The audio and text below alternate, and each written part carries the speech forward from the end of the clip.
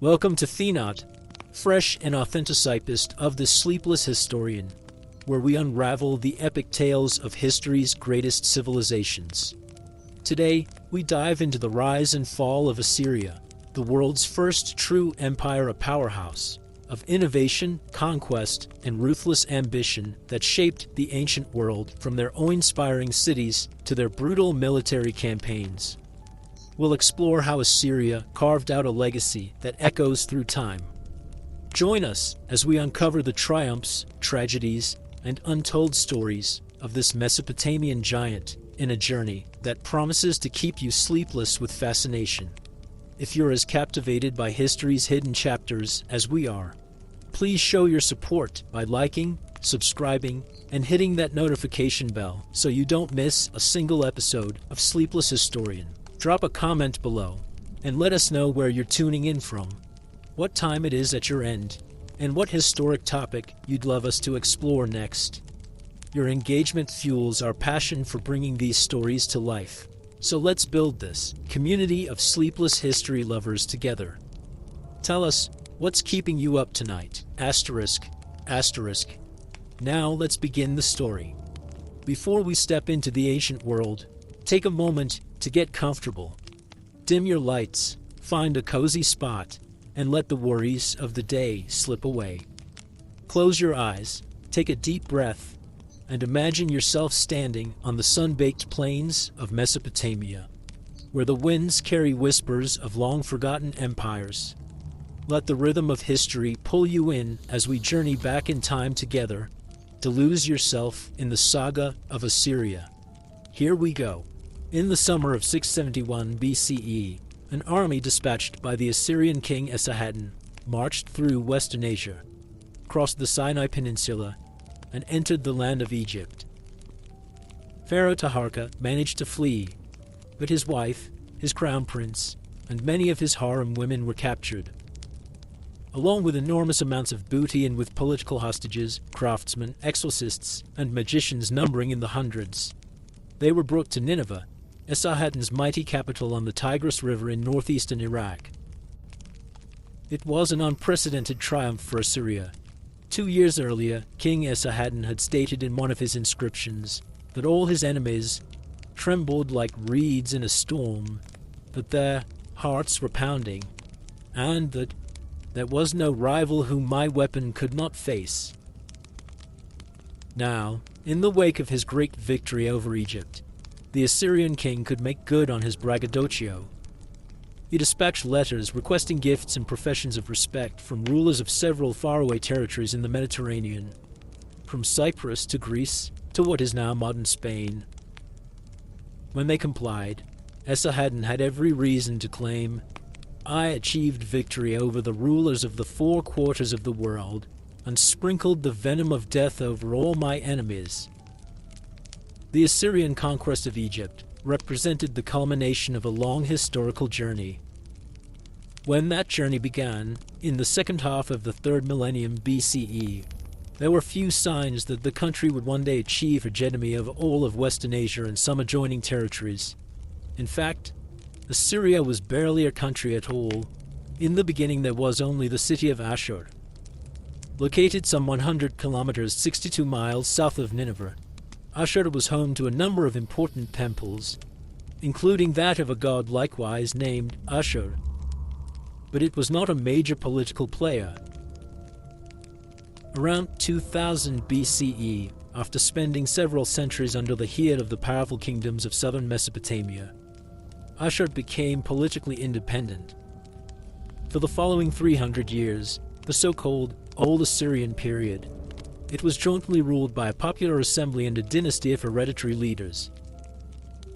The city's role as a hub in the international trade in tin and textiles permitted Ashur to accumulate considerable wealth during this time.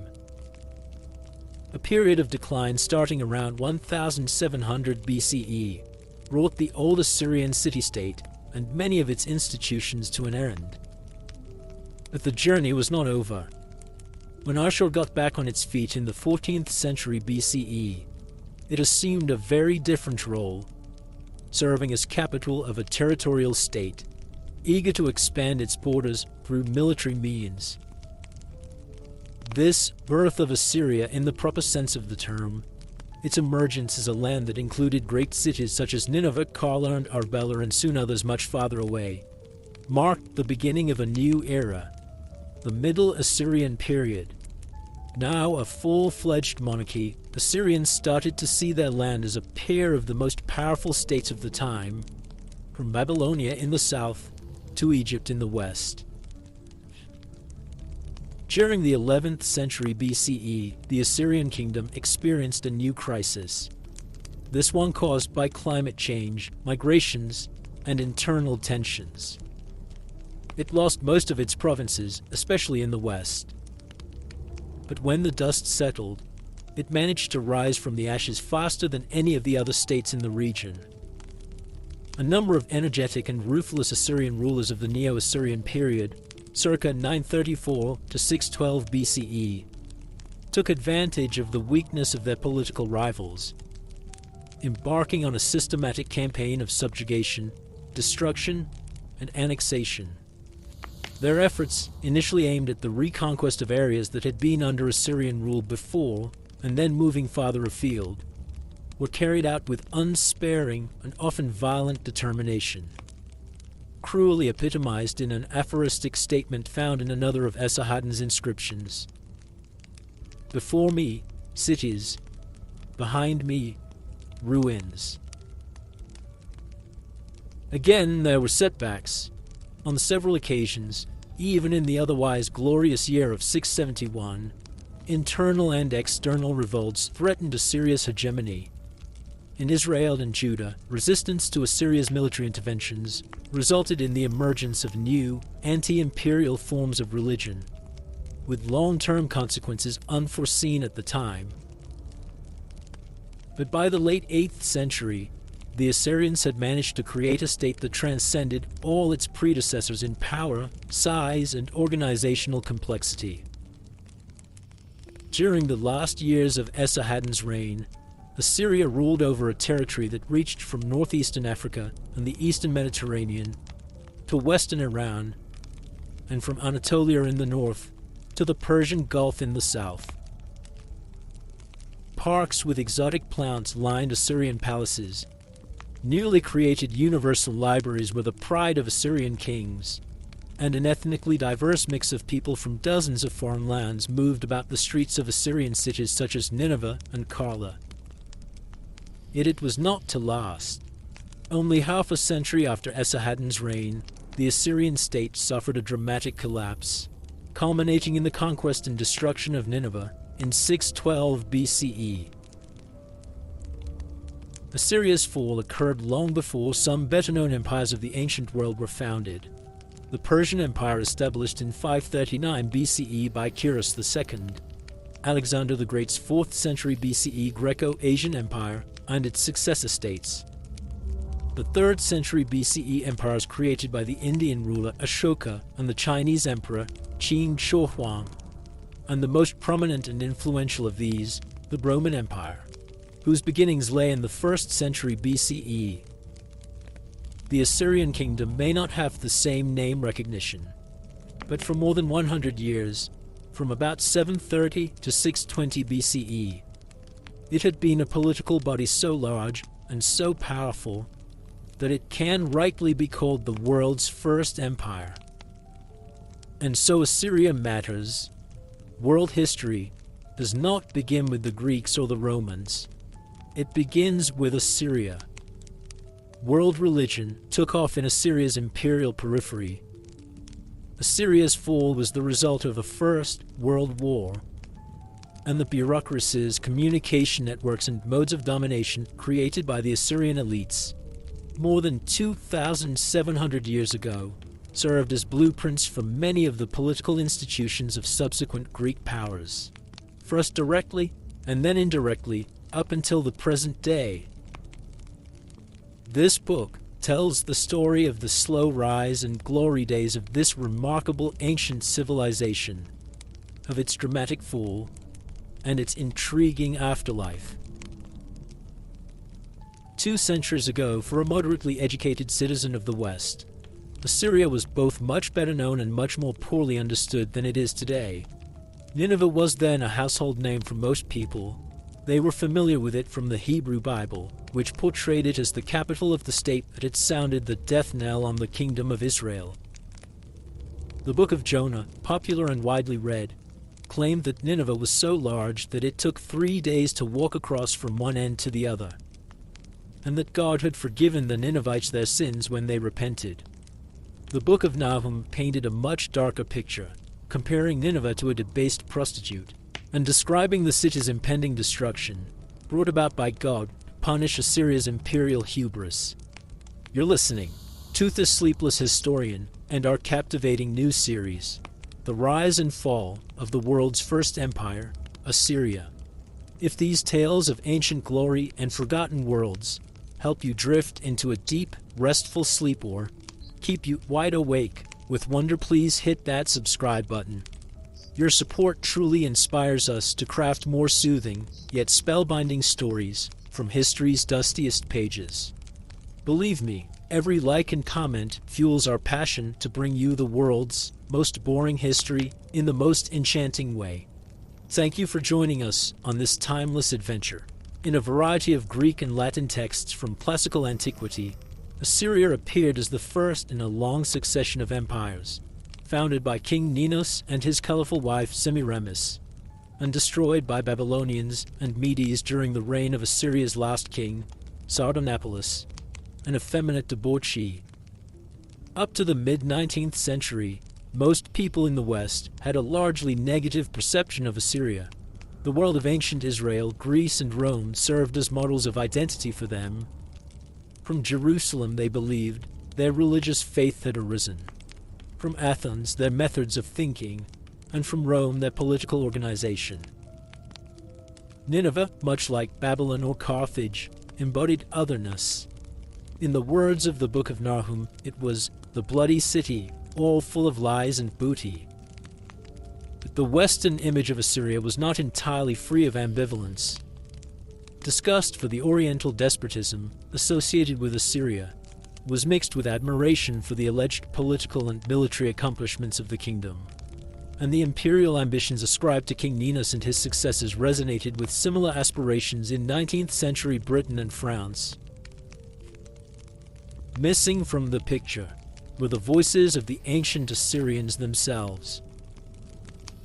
After the 2nd century CE, no one knew any longer how to read the cuneiform script in which the Assyrians, as well as the Sumerians, Babylonians, and other people of the ancient Near East, had recorded royal inscriptions, literary works, medical treatises, letters, title deeds, and administrative documents.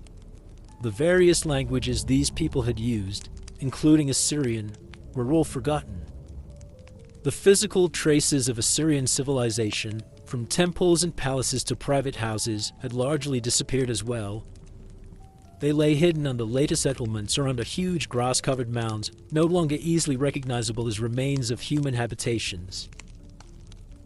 This was, to some extent, due to the destruction Assyria's main cities had suffered in the late 7th century BCE, but it also resulted from the fact that, much in contrast to ancient Egypt, whose temples and tombs were constructed of stone, all buildings in ancient Mesopotamia were made of mud brick, which would crumble after a few generations, turning what were once urban centers of massive proportions into heaps of rubble.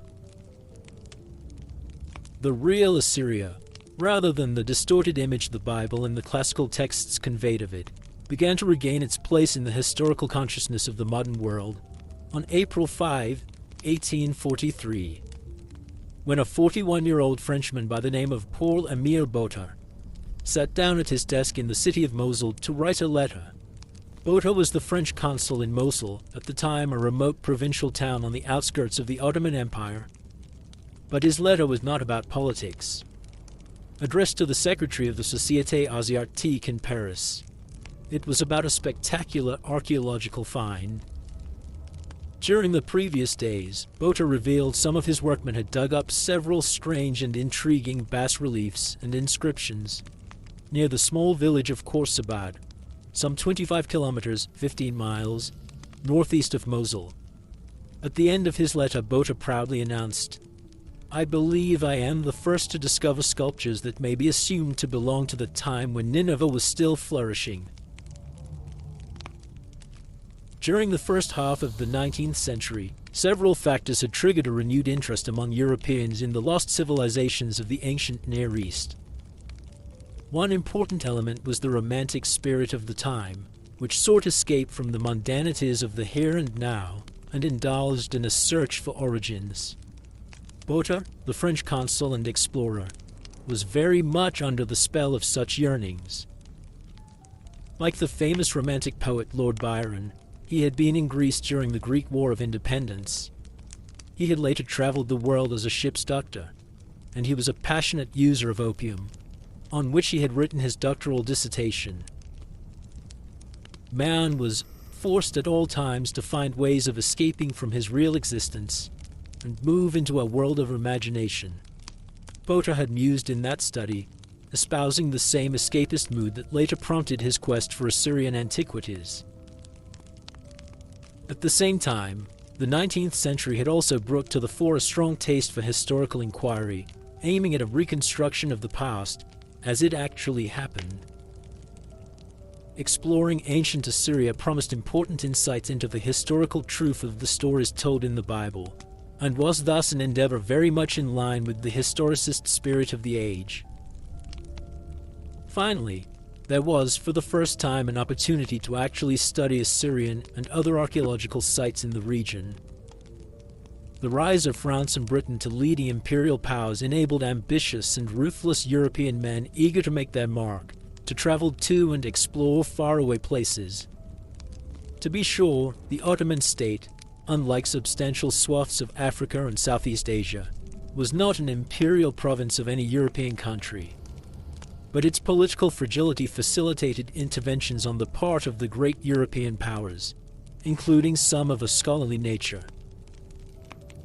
The most famous of these was the archaeological exploration of Egypt during Napoleon's campaign of the years 1798 to 1801, which eventually led to the decipherment of Egyptian hieroglyphs by Jean-François Champollion in 1822.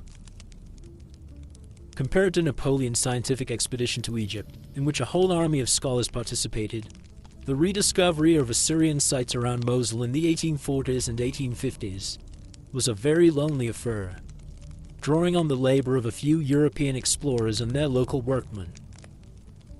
The results of their efforts, however, were spectacular.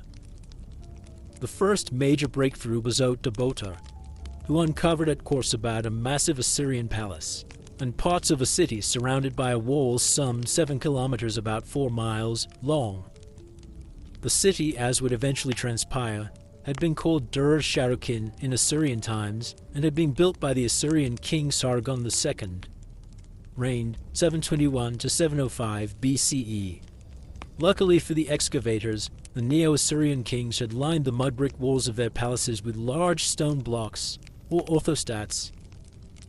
This made it possible to easily trace the outline and structure of the buildings, which at Khorsabad were located close to the surface.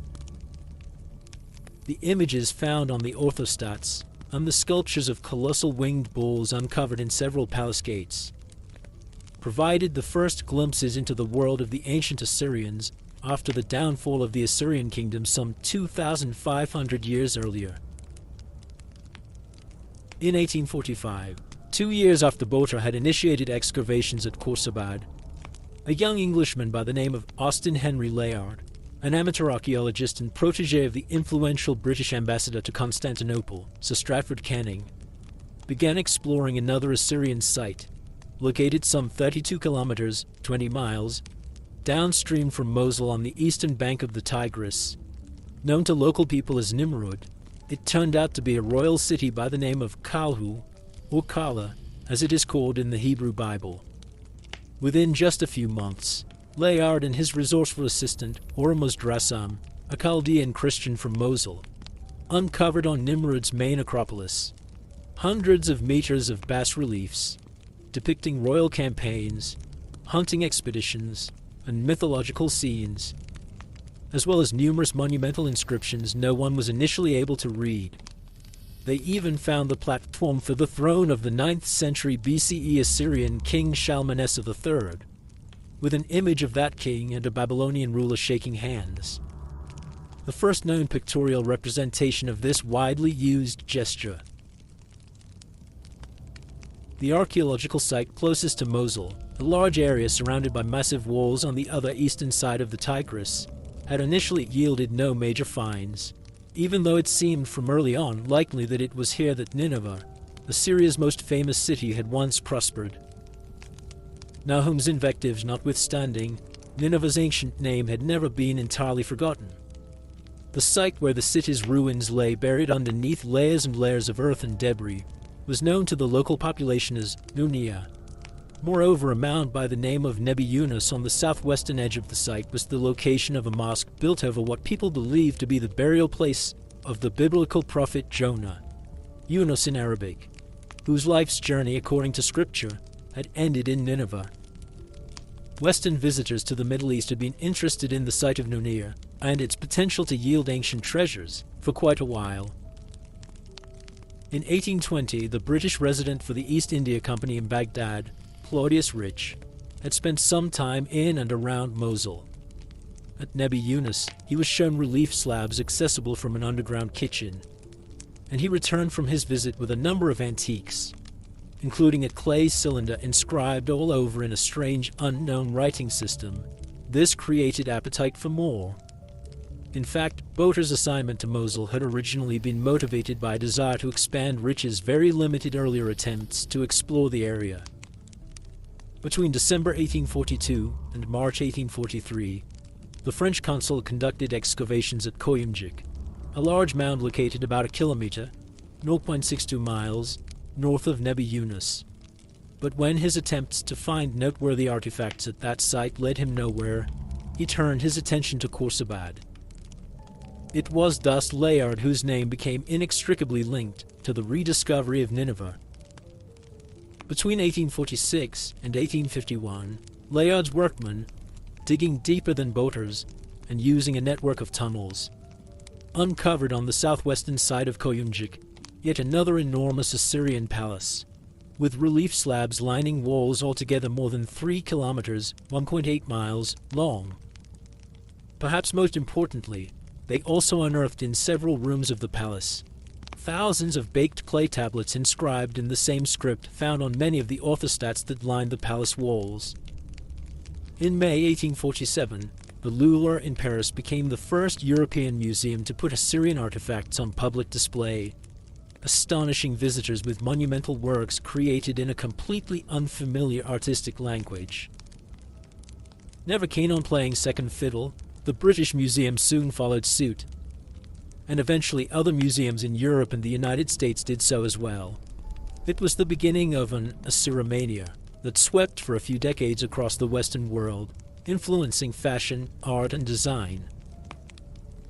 Transporting the often huge objects from their remote locations in the area around Mosul to the capitals of the West was no easy feat.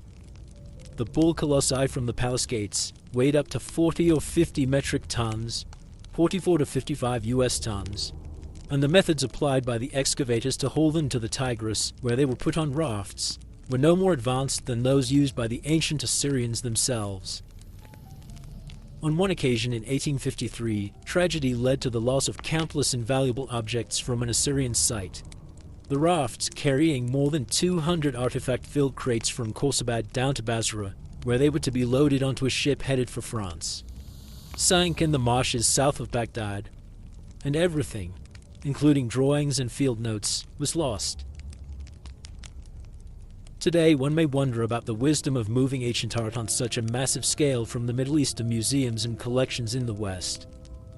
The early excavators and their political backers often had, in fact, considerable difficulty convincing the Ottoman authorities to grant them permission to do so, and occasionally used ruses to deceive them. To be sure, in the mid-19th century and for quite some time to come, the removal of archaeological finds from their places of origin was common practice. But the fact that the exploration of archaeological sites in the Middle East began as an essentially Western project has undoubtedly contributed to the sense of alienation that many local communities in the region feel regarding the pre-Islamic past.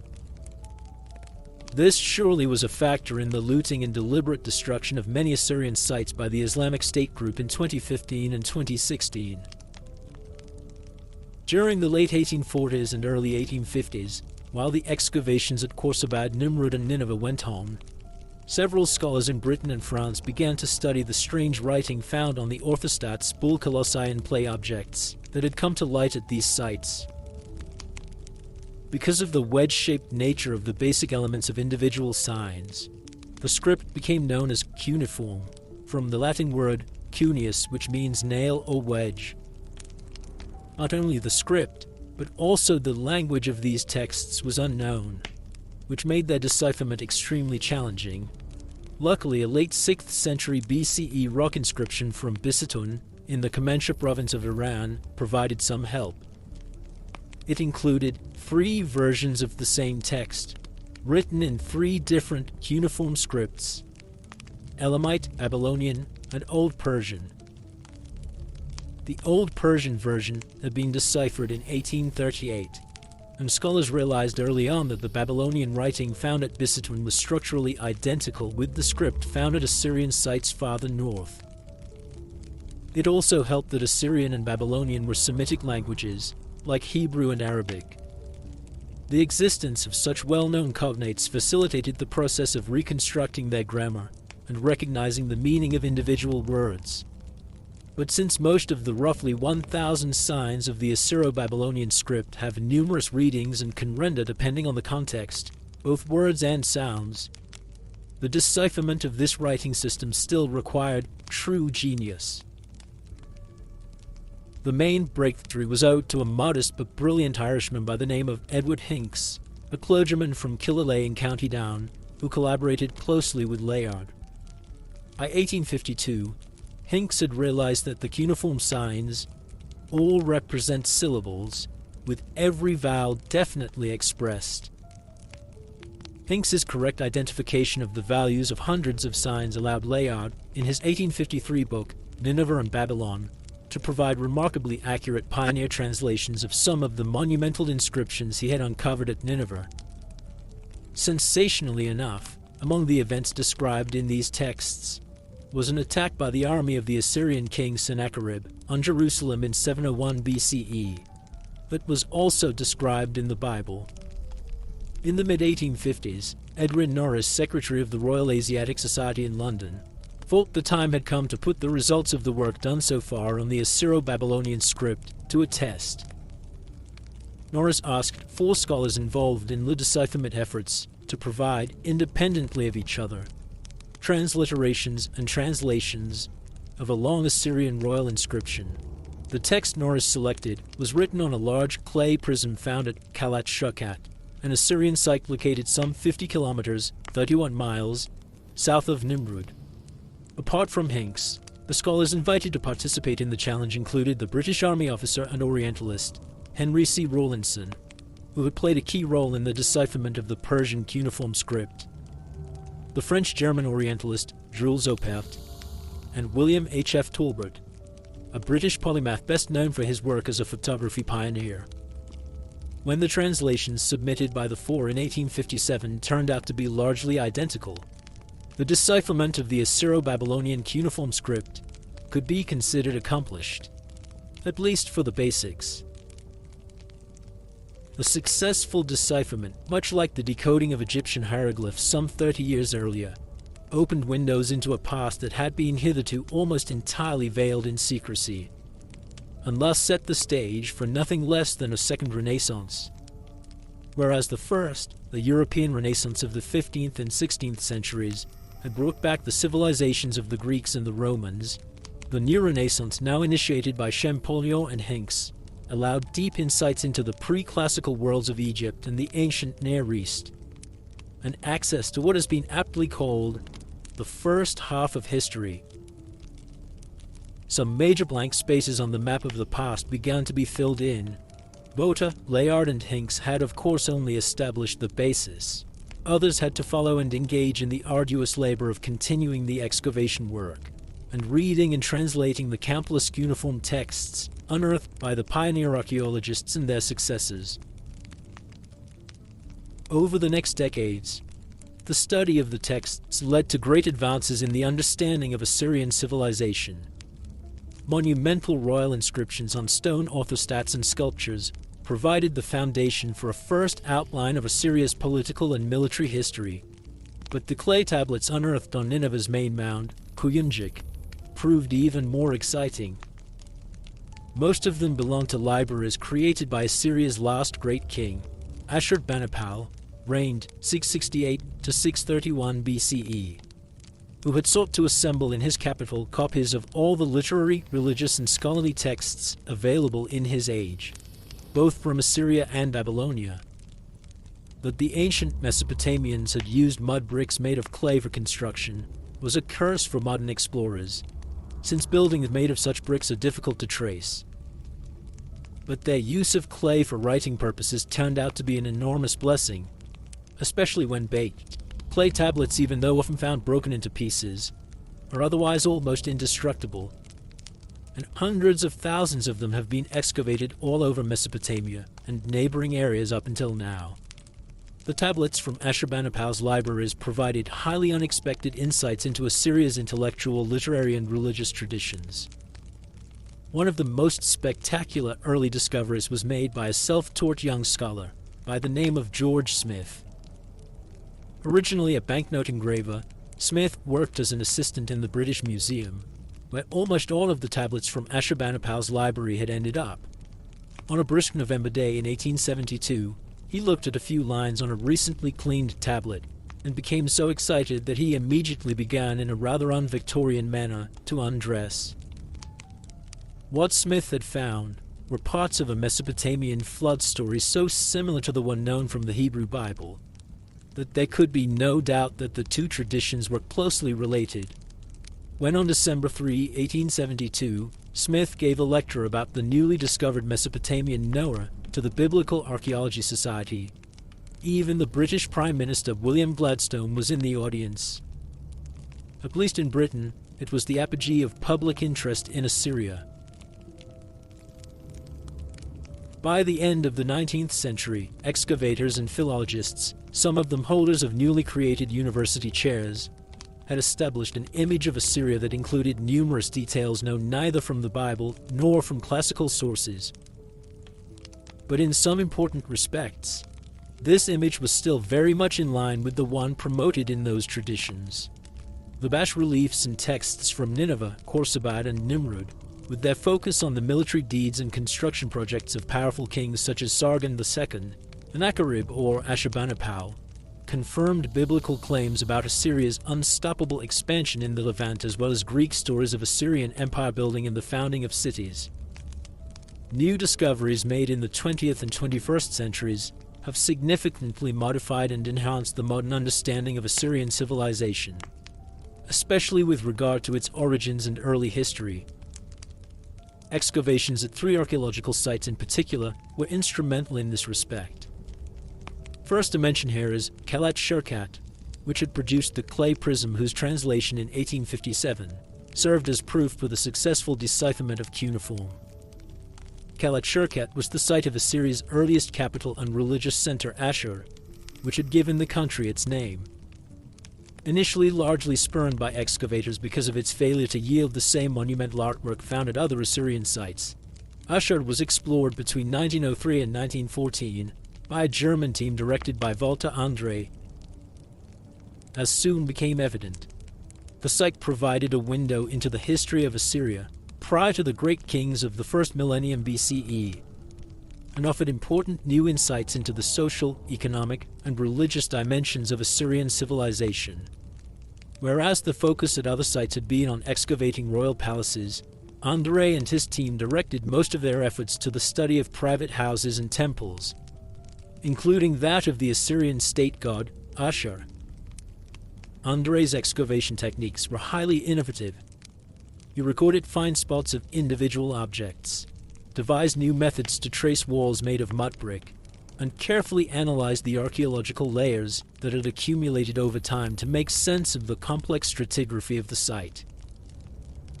Archaeology thus slowly transcended its previous incarnation as a hunt for ancient treasure.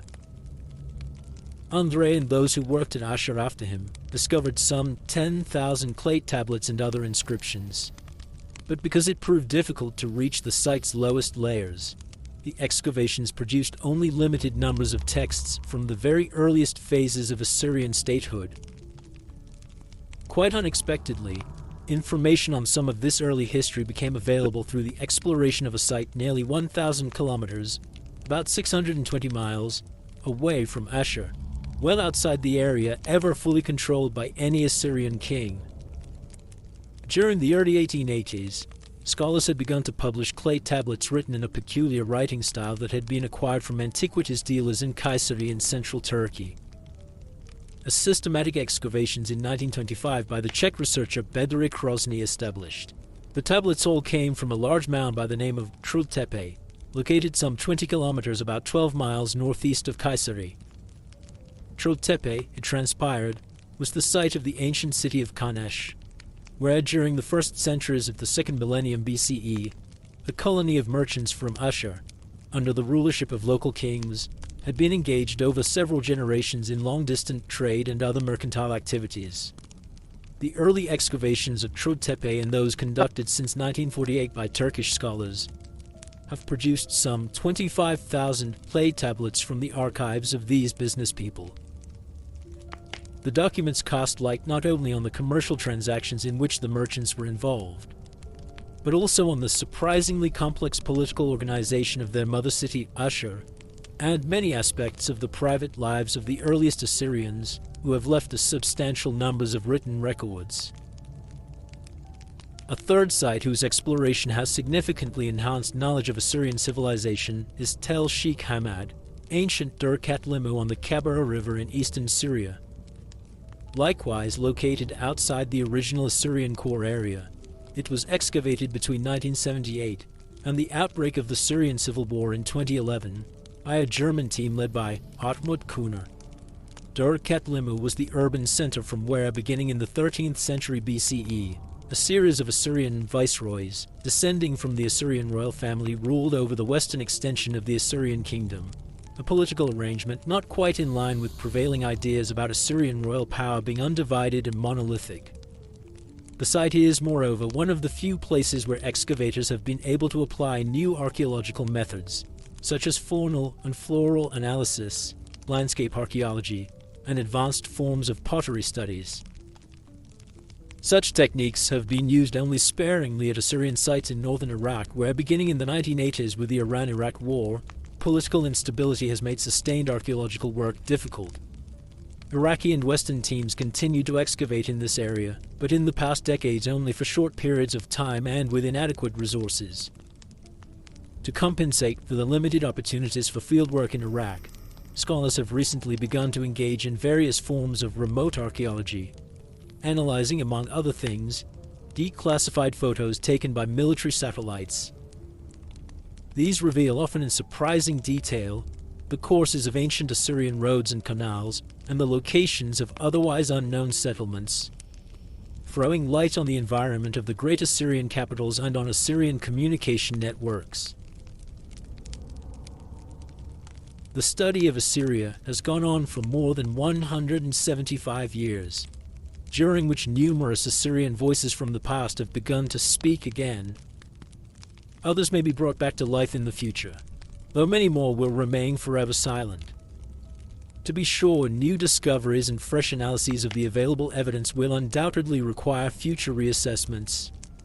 But at the same time, we have become familiar with Assyrian cities, kings, and political and social institutions about which no biblical nor classical author had any clue. And we are probably better informed about the beginnings of Assyrian civilization than were the Assyrians of the imperial period themselves. The Assyrian civilization we have come to know is one marked by a complex mix of continuity and change, as it wrestled, often more successfully than neighboring kingdoms, with major historical challenges, from attacks by foreign powers, to changes in rainfall patterns, to major cultural shifts, over a period of some 1,400 years, until its rapid fall in the late 7th century BCE. The Assyrian state managed to preserve and cultivate a particular identity while at the same time reinventing itself time and again and adapting to ever-changing circumstances. In this and other respects, Assyria has a lot in common with antiquity's most famous and influential political entity, ancient Rome. Similar to the Romans, who owed many features of their culture and religion to another civilization, that of the Greeks, the Assyrians drew heavily on Babylonian models in the spheres of literature, the arts, and Celtic affairs. Assyria and Rome experienced, moreover, similar transformations of their systems of governance, with empire as the final outcome. And yet neither civilization ever lost its strong sense of cohesion. It almost feels as if both Assyrians and Romans had faithfully followed throughout the course of their history the famous adage in Giuseppe Tomasi di Lampedusa's Italian novel Il Gattopardo. For everything to stay the same, everything must change. Among the continuities in Assyrian history, the Assyrian language holds a prominent place. First attested on clay tablets from the 20th century BCE, it was still used, although with significant changes in vocabulary, grammar, and pronunciation, during the time of Assyria's fall in the late 7th century. Assyrian never became a major medium of literary expression like the Babylonian language spoken by Assyria's southern neighbors. But it was the vernacular used in everyday life as well as in written documents recording legal and economic affairs, religious rituals, state treaties, royal decrees, and, in certain periods, accounts of military campaigns and other important events. Worship of the Assyrian state god Ashur also shaped Assyrian civilization through the ages. In fact, the god continued to play an important role even beyond the fall of the empire in 612 BCE. He is mentioned together with his wife Shurua in Aramaic votive inscriptions from as late as the 2nd century CE. Those texts were discovered in the ruins of Ashur, the god's sacred city, which embodies Assyria's longue durée more than any other place. It was at Ashur that Assyrian civilization originated and where it later took its last breaths. More concrete examples of continuity in Assyrian culture and history abound as well. A case in point is provided by the treaty tablets prepared in the name of the Assyrian king Esarhaddon in the spring of 672 BCE, in order to secure the succession of Esarhaddon's son, Ashurbanipal, to the Assyrian throne. The tablets, inscribed with loyalty oaths every Assyrian citizen and vassal had to swear, all feature the same 3 seal impressions. One from a seal from the time of Esarhaddon's father, Sennacherib, one from a seal from the Middle Assyrian period, roughly half a millennium earlier, and a third impression showing a worshipper introduced by a goddess, from an old Assyrian seal from the early 2nd millennium. A good 1,200 years before Esarhaddon's treaty tablets were written. As an inscription indicates, the last seal belonged to the god Ashur and the city hall, an important civic institution in the early history of Ashur and one still in place, even though stripped of its former political power, in the 7th century BCE. The seal in question was apparently housed in the city hall for more than a millennium. Other buildings in Ashur, most prominently the temples, had long histories as well, which, in the case of the temple to Ishtar, the divine patroness of erotic love, stretched back nearly 2 millennia. Of course, as time went by, temples had to be repeatedly restored and rebuilt. The strong continuity that characterizes Assyria's cultic sphere is also illustrated by the history of a group of minor deities known as the 7 Divine Judges. An inscription of the 20th century BCE king Ereshkigal I mentions that images of them were set up in the so-called Step Gate, near the Ashur temple on the northern edge of the city, a place where legal proceedings took place. Some 1,300 years later, the divine judges reappear in a text known as the Divine Directory of Ashur, with only slightly modified names. The god Sheiragu, Get Out Criminal, for instance, is now called Kip Ragu, Break the Criminal. Assyria's material culture was marked by certain continuities as well. Several varieties of bread only known from Assyrian but not from Babylonian texts remained in use in Assyria from the 14th century BCE and perhaps even earlier, to the final days of the empire. They include the so-called hurhurtu bread, a braided or plaited loaf that may have been a forerunner of the challah eaten to this day on Jewish holidays. Bread, the staff of life, is a particularly important marker of identity, so the longevity of this unique bread type is perhaps not that surprising. And neither is the fact that cuneiform texts from Kala distinguish Assyrian bakers from Chaldean, Aramaean, and Sahaian ones. Assyrian texts and images of the 1st millennium BCE place great emphasis on continuity in the political sphere, with a strong focus on kingship. Images of Assyrian rulers, whether in the form of statues or on orthostats or stelae, depict them as an ideal supra-individual type. A crowned, never-aging, manly and muscular figure with an elaborately coiffed beard, clad in precious robes, and free of emotions even when engaged in deadly battle with enemies or raging lions. Although the images undergo stylistic changes over time, no Assyrian king is ever portrayed in the naturalistic manner that characterizes the marble busts of many a Roman emperor. It was the king's body politic that Assyrian artists were expected to represent, not his body natural, burdened with sorrow and marked by sickness. Depictions of enemy leaders, in contrast, do occasionally display individual features. Middle and Neo-Assyrian royal inscriptions present Assyria's history as an endless series of military conquests, all brought about by the Assyrian kings and the gods supporting them. As time passes, the inscriptions suggest everything stays essentially the same, only getting bigger and better. This cold model of history writing, which strives to suppress any notion of real historical change as we would understand it, also informs large portions of the Assyrian king list, one of the most important historical documents ever recovered from ancient Assyria. The king list, known from several manuscripts from the 1st millennium BCE, records the names and genealogical backgrounds of more than 100 Assyrian rulers, from the beginnings of Assyrian history down to the reign of Shalmaneser V, reigned 726 to 722 BCE. The list promotes the idea that Assyrian kingship never dies. There is just one damn king after another, as a song by the British a cappella group The King's Singers puts it. The Assyrian king list also stresses that royal power in Assyria was over long stretches of time, handed down within one and the same family. This is in stark contrast to the earlier Sumerian king list, on which the Assyrian one was probably originally modeled, where history is presented as a never-ending transfer of power from one city and one dynasty to the next. Based on what is now known, there was indeed a good deal of dynastic continuity in ancient Assyria. For more than 1,000 years, it seems that practically all Assyrian rulers were descendants of a certain Adasi, who had lived in the second half of the 18th century BCE. But in other respects, things were not quite as stable as the Assyrian king list and the inscriptions of the Assyrian kings wanted their readers to believe.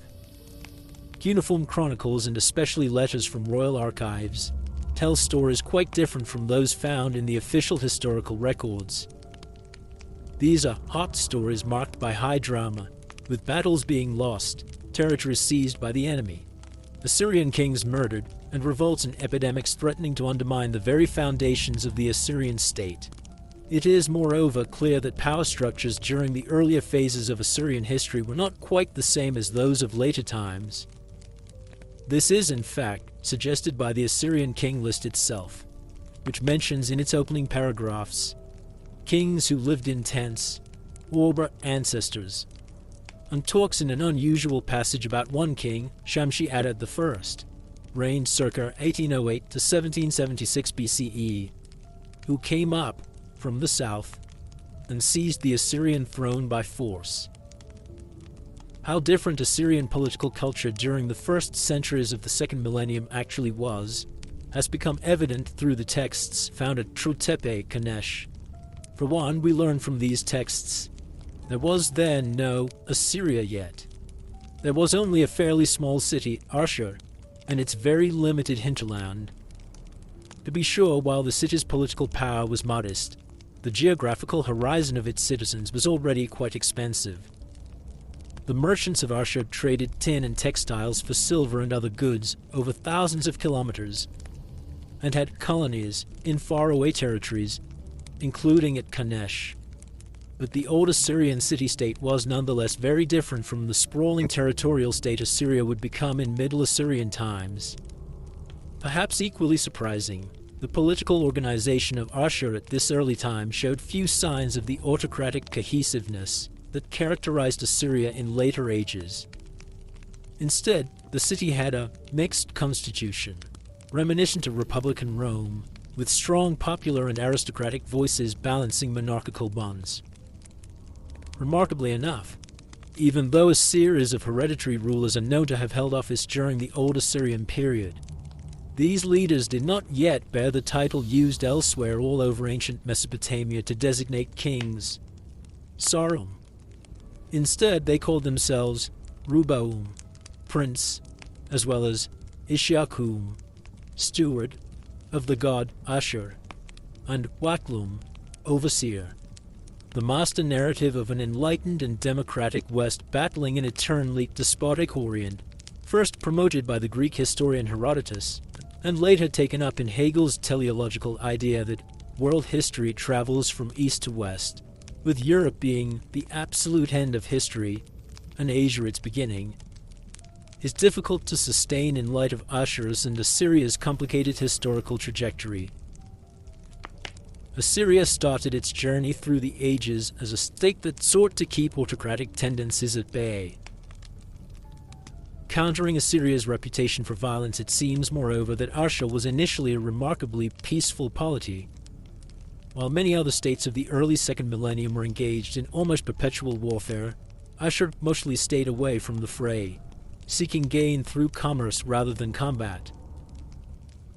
Later, from the mid-second millennium onward, this irenic attitude would give way to bellicosity and aggression. Ashur morphed into Assyria, a territorial state whose citizens were still interested in trade, but whose rulers found military assault a more lucrative way to accumulate wealth. To secure that power and stamp out any opposition that might arise, the later Assyrian kings would use a variety of coercive strategies, from targeted killings to mass deportations. The latter became a hallmark of Assyrian politics.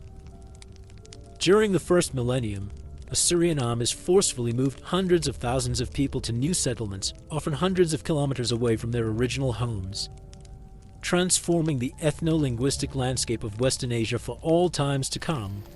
Such measures were not meant to produce only death and destruction. Assyria's elites had an interest in economic development and sought to promote it in various ways, for example by settling deportees in areas where their labor was needed. But unlike the rulers of the old Assyrian period, those of later times did take delight in war for war's sake. Parallel to and interrelated with these political transformations, the character of the Assyrian state god Ashur changed as well. In his early days, Ashur was something of a god without qualities. Most other major deities of the ancient Near East were complex figures with intriguing biographies. As cosmic entities, they represented celestial bodies. In mythology, they appeared as protagonists of stories in which they interacted with other gods and goddesses, and in their political capacities, to draw on distinctions established by the Roman polymath Varro, they were associated with specific cities or countries and worshipped in local temples dedicated to them. Ashur initially lacked the first two of these dimensions, in particular the mythological one. He did not have a family and was not celebrated in any grand narrative. Instead, Ashur was a numen loci, a deity essentially identical with, and at the same time protecting, the city with which he shared his name. These limitations, however, did not make him any less powerful. In fact, Ashur was considered the actual sovereign of his city. As mentioned above, Ashur's hereditary rulers initially abstained from calling themselves Sharum. The royal title was reserved for the god. The theocratic model established in Ashur in the 21st century BCE was never entirely abandoned. More than half a millennium later, the Assyrian priest performing the coronation ritual for the Assyrian ruler would still shout out, "Ashur is king! Ashur is king!" Under 7th century BCE hymn from the reign of Ashur-banipal, who continued to be addressed as Steward of Ashur, contains the very same liturgical proclamation. But during the 14th century, the Assyrian rulers began to claim the royal title, previously held exclusively by the god, also for themselves, while the god in turn assumed some of the belligerent qualities those rulers were now expected to possess. Ashur also acquired a family over the course of Assyrian history. Already during Shamshi Adad I's foreign reign, starting in the late 19th century BCE, he had been identified with Enlil of Nippur, the Babylonian king of the gods. This theological association was later revived, and Ashur was coupled with Enlil's wife Ninlil, called Mulisu in Assyrian. The warrior god Ninurta, Enlil's son, became a major figure in Assyrian royal ideology as well. During the early 7th century BCE, in yet another transformation, Ashur assumed the role of the Babylonian god Marduk as heroic vanquisher of Tiamat, the female embodiment of primeval chaos. The Babylonian epic of creation, originally composed to celebrate Marduk, was revised, with Ashur as its new protagonist. Assyria's history of entwined change and continuity went hand in hand with the kingdom's rise to ever greater power. Though this rise was not a steady one, it was interrupted by several major crises. But as in the case of Rome, the final outcome was that Assyria morphed into a war-prone, multi-ethnic conqueror state, organized into numerous provinces and geared toward moving resources on a massive scale from the periphery to the political center. In other words, Assyria grew into an empire. What exactly constitutes an empire hinges obviously on how one defines the term. The case of Assyria may be less clear-cut than that of Rome, but from the mid-8th century onward, the Assyrian state cannot really be described as anything else. After all, it ruled almost all of Western Asia for some 120 years, and for a time even ruled Egypt. Accordingly, many historians in the ancient and medieval world were convinced that Assyria should be considered an empire.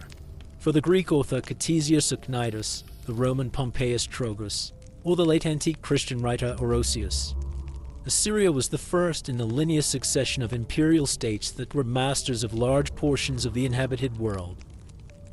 In the same vein, the Italian poet Dante Alighieri, drawing on the medieval concept of translatio imperii, the transfer of imperial power, argued that the first ruler to ever gain the prize of imperial rule was the Assyrian king Ninus.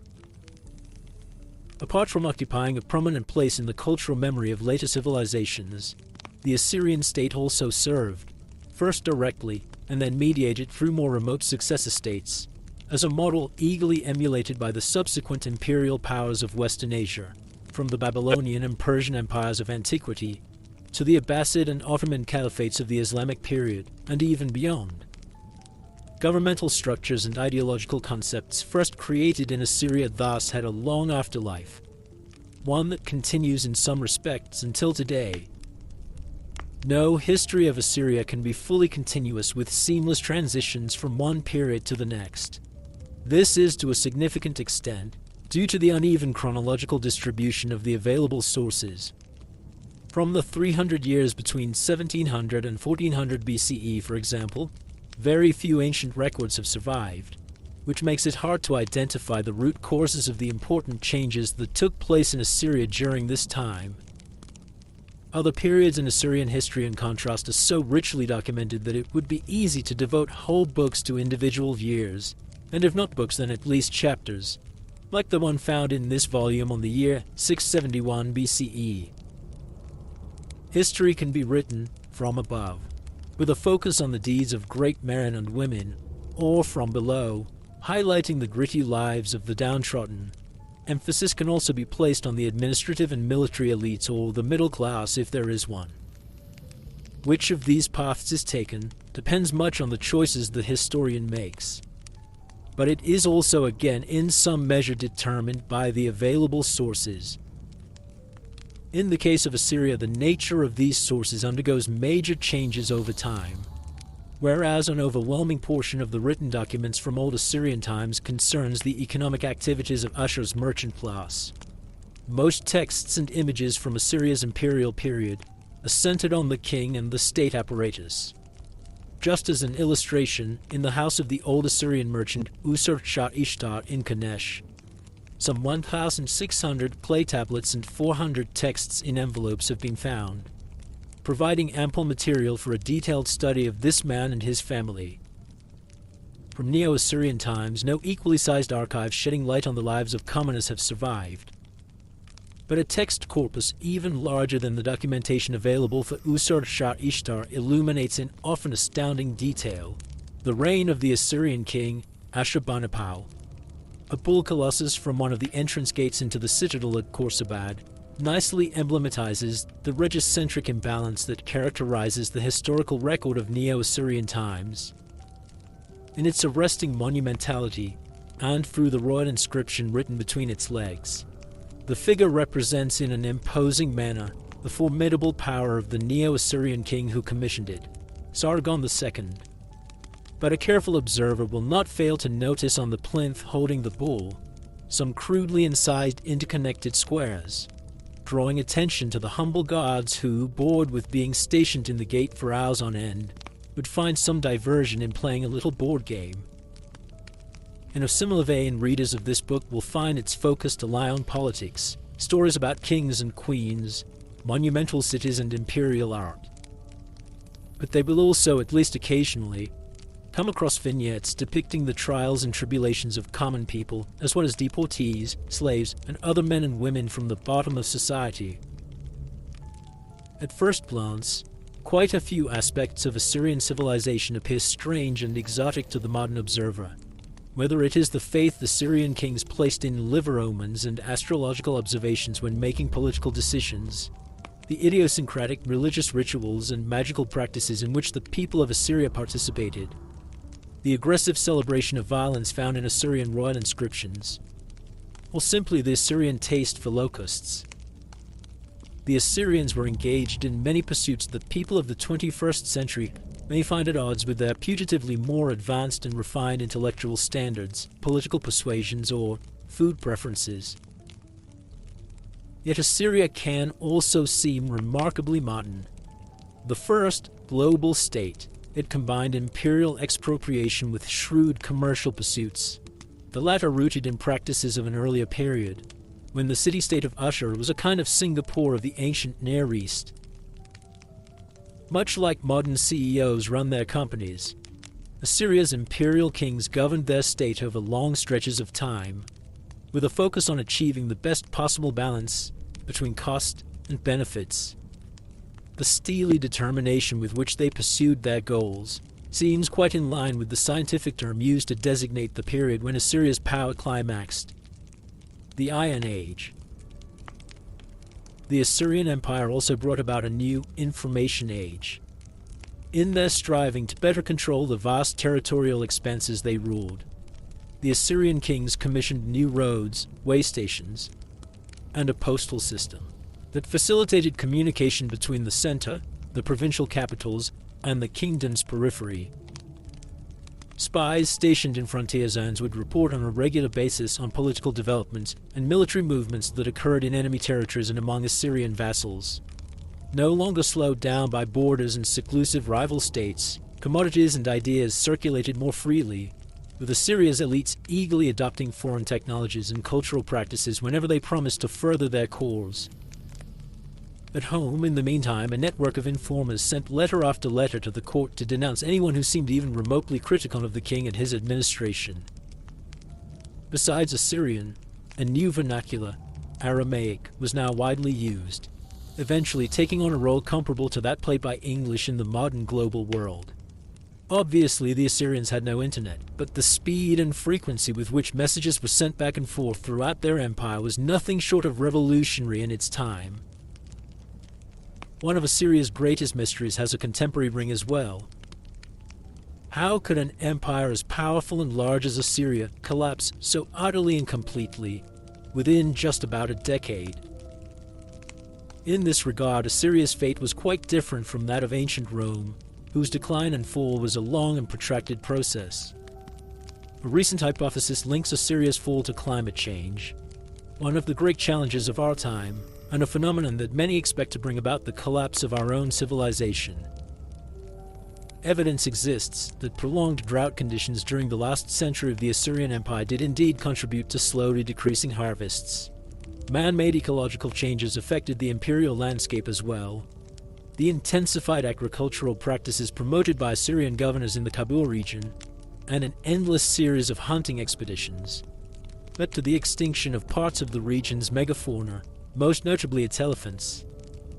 King Sennacherib decries, moreover, in an early testimony of ecological consciousness, that his royal predecessors had decimated the forests in order to get hold of enough timber for their ambitious building projects.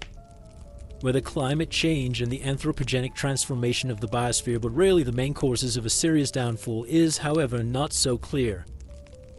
In fact, this book will argue that, paradoxically enough, these phenomena, along with various epidemics that ravaged Assyria around 760 BCE, may have contributed more to the emergence than to the demise of the Assyrian Empire. Although factors such as ecological degradation and foreign invasions probably played a role as well, Assyria's fall may have been above all the result of leadership failures and autocratic delusions of grandeur. Phenomena by no means alien to modern times either. Earlier centuries believed that Assyria represented a barbaric other, but this ancient civilization has actually much more in common with us than one might think. Assyria produced many features that, for better or worse, are still to be found in the modern world, from long-distance trade, sophisticated communication networks, and the state-sponsored promotion of literature, science, and the arts to mass deportations, the practice of engaging in extreme violence in enemy countries, and the widespread use of political surveillance at home. New research has shown that Assyria was affected, much as we are, by the outbreak of pandemics and the vicissitudes of climate change, and by how its rulers reacted to these challenges. Assyria, in other words, has much to teach us, and the time seems ripe to take a new look at this ancient state, which, during its heyday, morphed into the world's first empire. You're listening to the Sleepless Historian and our captivating new series, The Rise and Fall of the World's First Empire, Assyria. If these tales of ancient glory and forgotten worlds help you drift into a deep, restful sleep or keep you wide awake with wonder, please hit that subscribe button. Your support truly inspires us to craft more soothing, yet spellbinding stories from history's dustiest pages. Believe me, every like and comment fuels our passion to bring you the world's most boring history in the most enchanting way. Thank you for joining us on this timeless adventure.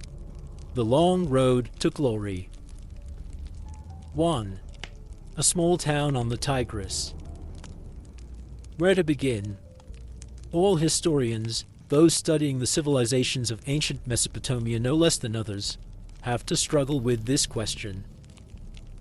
Clear answers can be found in legend, but legend tends to be unreliable.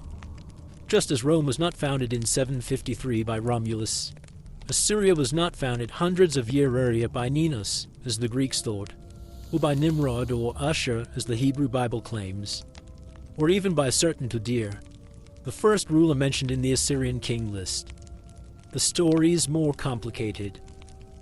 As the German novelist Thomas Mann put it with characteristic literary flair in the introductory sentences of Joseph and His Brothers, his renowned epic of ancient Near Eastern history, deep is the well of the past. Should not one call it bottomless? The roots of Assyrian civilization reach well into prehistoric times. More than 10,000 years ago, the area in northern Iraq that would later see the birth of the Assyrian kingdom played an important part in the emergence of agriculture, animal husbandry, and other technologies of civilization. There is no evidence that the people who produced these developments were early Assyrians. But between 2500 and 1700 BCE, a tangible Assyrian identity began to take form, with socio-political, cultural, and linguistic features that would define Assyrians until the end of the Assyrian kingdom. While frustratingly little is known about the first 500 years of this period, it is clear that there were now people who spoke the Assyrian language, built Assyrian temples, and believed that the god Ashur, worshipped in the city of the same name, was their true king. The 3 centuries after 2000 BCE, the so-called Old Assyrian period, saw the flourishing of the first independent Assyrian state. With its rule largely limited to the city of Ashur, its aversion to warfare and its governmental structures based on civic institutions rather than an all-powerful monarch, the city-state of Ashur was in many respects the opposite of the empire that Assyria would eventually become. Even so, with its wide-ranging commercial interests, it foreshadowed 2 central features that would define the later empire: its broad geographic horizons and its acquisitiveness. Northern Iraq was not only the cradle of Assyrian civilization, it played an important role in the history of the human species long before Ashur became established. Neanderthal remains have been found in the Shunadar cave, the Erbil Governorate, dating back some 70,000 years. Groups engaged in hunting and gathering inhabited the region for tens of thousands of years. Then, slowly but inexorably, major changes began to occur. From around 10,000 BCE onward, during the so-called Neolithic period, more and more people began to live in settled communities, practicing animal husbandry and agriculture. They domesticated pigs, sheep, and goats, and cultivated the native wild emmer and einkorn, ancient varieties of wheat. They also started to produce pottery, an important type of artifact for prehistoric archaeologists, who traced the movement of cultural traditions and the people behind them by analyzing the ceramic styles found at different ancient sites. Some of the earliest known pottery from the Middle East comes from mid-7th millennium BCE Hassuna, a site some 35 kilometers, about 22 miles, southwest of Nineveh. The Neolithic revolution that set humanity, for better or worse, on the path to modernity was forged in a region known as the Fertile Crescent, a semicircular zone spanning from southern Palestine to Anatolia, and then onward to the Zagros Range in southeastern Turkey, Iraq, and Iran. Throughout this area, rainfall was plentiful enough to allow for settled farming. The region that would later form Assyria's core, a triangle marked by the cities of Nineveh in the north, Arbela in the east, and Ashur in the south, lies in the northeastern segment of the Fertile Crescent, demarcated by the western fringes of the Zagros Mountains in the east, the southern foothills of the Taurus Range in the north, and the Syrian Desert in the west, in antiquity an area less arid than it is today. It is a land of rolling hills and plains, crossed by the southward flowing Tigris River and its main eastern tributaries, the Upper and Lower Zab. Ashur lies just barely within the range of 200 millimeters, about 8 inches of annual precipitation, the minimum amount needed for rain-fed agriculture. The potential of its hinterland for farming was therefore always precarious. This must have prompted Ashur's inhabitants from early on to engage in economic activities other than raising crops, most notably trade. Downstream from Ashur, further south toward the Persian Gulf, lay the cradle of another great civilization, Babylonia. Closely intertwined with Assyria in economic, cultural, and eventually political terms, Babylonia exerted throughout the millennia a significant influence on its northern neighbor. In stark contrast to Assyria's geographical setting, the land of Babylonia was a flat alluvial plain, formed and defined by the Euphrates and Tigris rivers, and with too little rainfall to allow for rain-fed agriculture, also called dry farming. But as groups of Neolithic people driven by ever-increasing population pressure slowly migrated southward from northern Iraq, they discovered that there were other ways to turn the inhospitable Babylonian terrain into a productive agricultural landscape. They established that the alluvial soil carried down by the 2 big rivers was extremely fertile and, when properly irrigated, capable of producing crop yields significantly higher than anywhere else in the ancient Near East. Getting the water to where it was needed, however, was difficult and required a great amount of manual labor. A network of canals, filled from the Euphrates and the Tigris, had to be created, dams had to be constructed, and fields had to be drained to fend off salinization. This could not be done without an organized workforce. Furthermore, since basic raw materials such as stone and timber were not available in southern Mesopotamia, someone had to make sure they were imported from other regions. All the while, a gradual decrease over time in water levels forced people to live in fewer but larger settlements. As a response to such challenges, several important milestones commonly associated with the birth of civilization were reached in the alluvial plain of southern Iraq during the 4th millennium BCE. One of them was a fully developed urban culture. The world's first real city, Uruk, later famous as the seat of the legendary king Gilgamesh, may have had as many as 60,000 inhabitants around 3000 BCE. A few centuries earlier, cuneiform, the world's earliest writing system, had been invented in Uruk.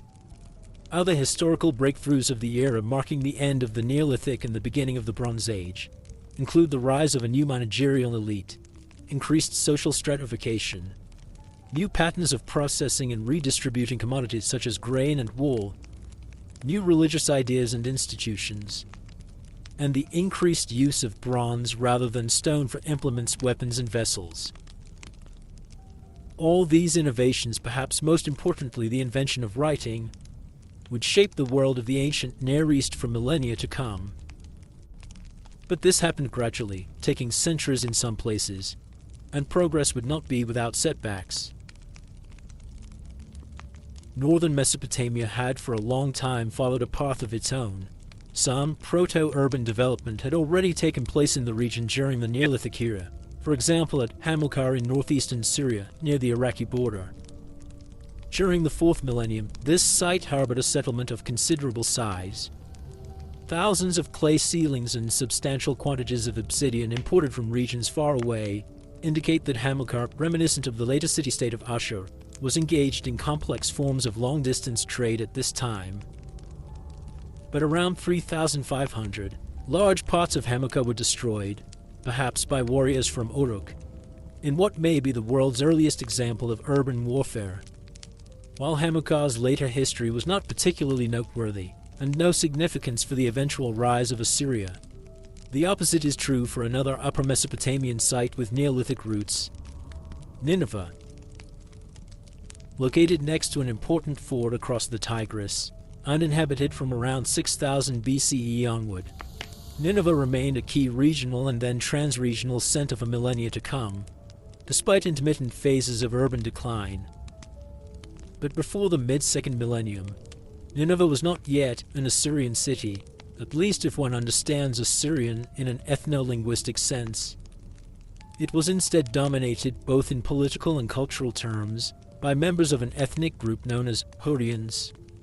During the 21st century BCE, the main goddess of Nineveh, later identified with the Semitic Ishtar, bore the Hurrian name Shaushka, literally, the Great Goddess. Ashur, the deity more closely associated with a genuinely Assyrian identity than any other, was not worshipped at Nineveh. His cult center lay elsewhere.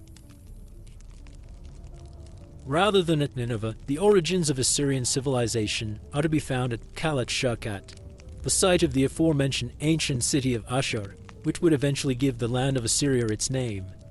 Located some 100 kilometers 62 miles south of Mosul, on a rocky crag rising some 40 meters 130 feet above the western bank of the Tigris, Ashur was a natural fortress and, thanks to its position near a river ford on an important trade route, well suited to become a key commercial hub. It linked the southern alluvial plain with resource-rich territories in the north, and the fertile agricultural lands east of the Tigris, with the steppe regions crisscrossed by herdsmen farther west.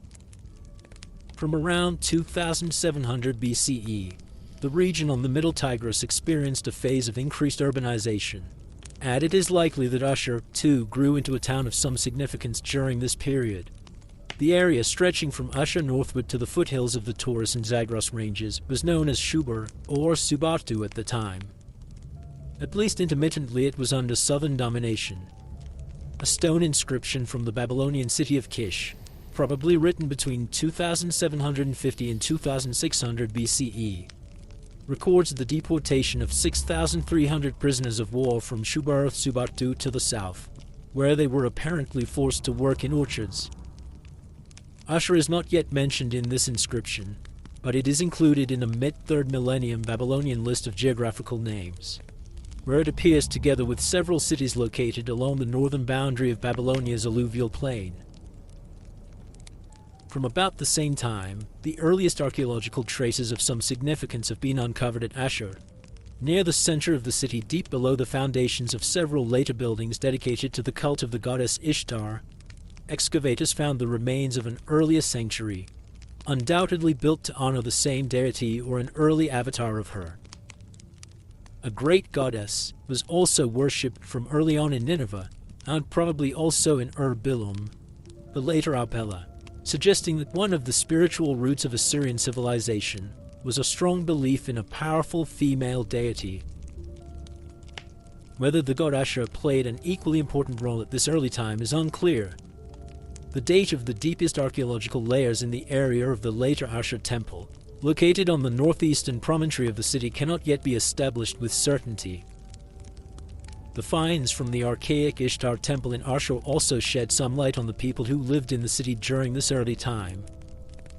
The main room of the temple, about 16 by 6 meters, 52 by 20 feet in size, featured on one of its narrow sides a niche with a pedestal holding the cult image of the goddess, a small basin for blood from sacrificed animals, clay incense holders, and libation vessels provide clues about some of the rituals performed in the temple. But the most remarkable finds made in the sanctuary's debris were fragments of some 90 votive statues, usually less than 50 centimeters, 20 inches high, that had originally been positioned on low mud brick benches lining the long sides of the inner room. Made of stone, they depict worshippers with folded hands and unnaturally enlarged eyes, undoubtedly set up in the sanctuary to represent members of Ashur's elite families before the goddess in uninterrupted prayer. Some of them were probably dedicated by the political leaders of Ashur, whoever they were at the time. Others depict women, who must have held positions of considerable influence in Ashur's early society. The figurines from the Ishtar temple strongly resemble votive statues from the Babylonian south, at the time inhabited by an ethnic group known as Sumerians, basing their ideas on such similarities as garments covered with rows of stylized tufts of wool and men with shaved heads. Earlier scholars suggested that Ashur's population included a pronounced Sumerian element during the mid-3rd millennium. But this idea, grounded in a flawed ethnic understanding of ancient Near Eastern art, is now widely rejected. It seems more likely that the people of Ashur spoke a Semitic language at the time, possibly an early version of Assyrian. An inscribed stone fragment from Ashur, probably dating to the period between 2500 and 2250 BCE, lists textiles and copper presented to several individuals, at least one of whom, a certain Belai, clearly bore a Semitic name meaning, "My Lord is." The aforementioned similarities are nonetheless intriguing. They bespeak the strong influence that the culturally more advanced South exerted on Ashur from early on. This influence extended to the political sphere. The powerful southern dynasty of Akkad, founded around 2350 BCE by a king named Sargon, and soon in command of large parts of Western Asia, also ruled over Ashur. Akkadian rulers paid their respect to the goddess Ishtar of Ashur through votive gifts, which included a stone mace head with an inscription mentioning the Akkadian king Rimush. The earliest cuneiform tablets from Ashur, economic documents and school texts produced by young students, date to the Akkadian period as well. The school texts reflect scribal traditions introduced under the Akkadian kings, perhaps marking the beginnings of the long-lasting fascination that the people of Ashur felt for the political and cultural legacy of Akkad. Later rulers of Ashur would adopt the names of the two most famous Akkadian kings, Sargon and Naram-Sin, and a legend featuring King Sargon was among the few literary tablets found at the old Assyrian trade colony of Trut-Tepe-Kanesh. There are hints that Ashur was already heavily engaged in the overland trade by the time it was ruled by Akkad. The city is mentioned in a few Akkadian period texts from Gassur, an ancient town southwest of the modern city of Kirkuk in eastern Iraq. suggesting that it participated in the commercial exchange with Iran at the time. The earliest local ruler of Ashur known from textual records is a certain Ititi, son of Ininlaba. According to a votive inscription on a stone plaque from the Ishtar temple in Ashur, he dedicated to Ishtar a portion of the booty of Gasur, apparently after conquering that city. Unfortunately, the intriguing text leaves some crucial questions unanswered.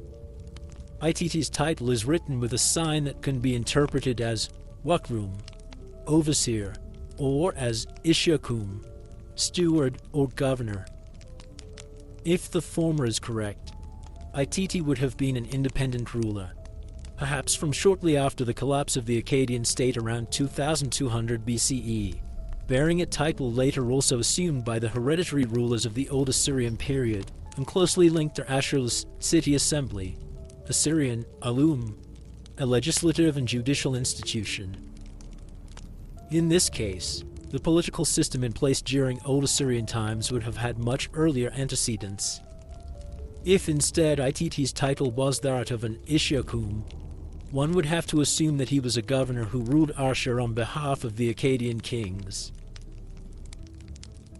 Which of these alternatives is correct remains unclear, but the name of Ititi's father, Ininlaba, means Ishtar is a lion, suggests again that it may have been Ishtar rather than the god Ashur, who dominated the pantheon of the city of Ashur before the 21st century BCE. If Ashur in the wake of the Akkadian period was indeed ruled by sovereign local leaders, then its independence did not last long. Around 2100 BCE, under the so-called Third Dynasty of Ur, another powerful kingdom emerged in Babylonia. Before long, Ashur found itself again subjected to southern rule, this time as an outlying military province of the Third Ur state. When a military governor of Ashur by the name of Zarakum or Sarakum built the temple of the goddess Belat Ekalim, he did so on behalf of the Third Ur king Amarsuan, reigned circa 2044 to 2036 BCE. Zarakum is attested in Third Ur documents from southern Mesopotamia dating from 2048 to 2040 BCE, and might have been installed in Ashur by the great Third Ur ruler Shulgi, reigned circa 2092 to 2045 BCE. Tellingly, Zarakum named one of his sons Shulgi Ili, which means, Shulgi is my god. At one point, Zarakum visited the heartland of the Ur III state with an entourage of no fewer than 50 men, which suggests that Ashur was a city of some significance by now.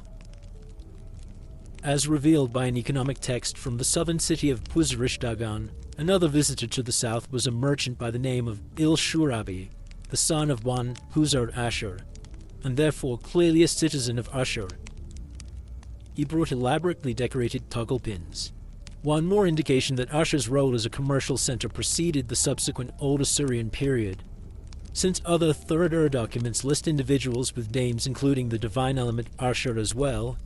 It is moreover evident that the god Ashur had become a deity of great importance by this time. Clearly by the mid-21st century BCE, central elements of Ashur's religious identity were fully formed, and the commercial ambitions of its residents had become a main driving force for the city. Ashur was ready to take on a new role, that of a self-governed economic and religious hub. It is likely that Ashur gained its independence not much later than 2025 BCE. By then, the Third Ur state, exhausted by its hyper-bureaucratic system of economic control, and under threat from the semi-nomadic Semitic Amorites infiltrating it from various directions, entered a final phase of slowly accelerating collapse. What exactly triggered the transformation that Ashur experienced in the decades around 2000 BCE remains very much a mystery. Unfortunately, the Assyrian king list is not fully reliable when it comes to Ashur's earliest history. It mentions neither Ititi nor Zarakum, instead claiming that Ashur was initially ruled by 17 kings who lived in tents, the first of whom was named Pudia, and then by 10 kings who were ancestors. But it is clear that these two groups of rulers are later additions to the list, derived from genealogical traditions popular among the Amorites and originally extrinsic to Assyrian history. They were probably incorporated during the reign of Ashur's conqueror King Shamshi-Adad I, reigned circa 1808 to 1776 BCE. We get closer to actual history with the Kings list's next group of rulers. These comprise 6 kings whose names are found on bricks but whose eponyms are unknown. Eponym, Assyrian limon, is the modern term for the high-ranking officials after whom the Assyrians, starting with the reign of Ereshkigal I, reigned circa 1969 to 1930 BCE, named individual years of their calendar. As the first of the 6 rulers who were allegedly in power before this system was put in place, the list names a certain Sulili or Sule. He can probably be identified with a Silulu son of Dakiku, whose name occurs in the inscription of a seal that was found impressed on several later tablets and clay envelopes from Kanesh.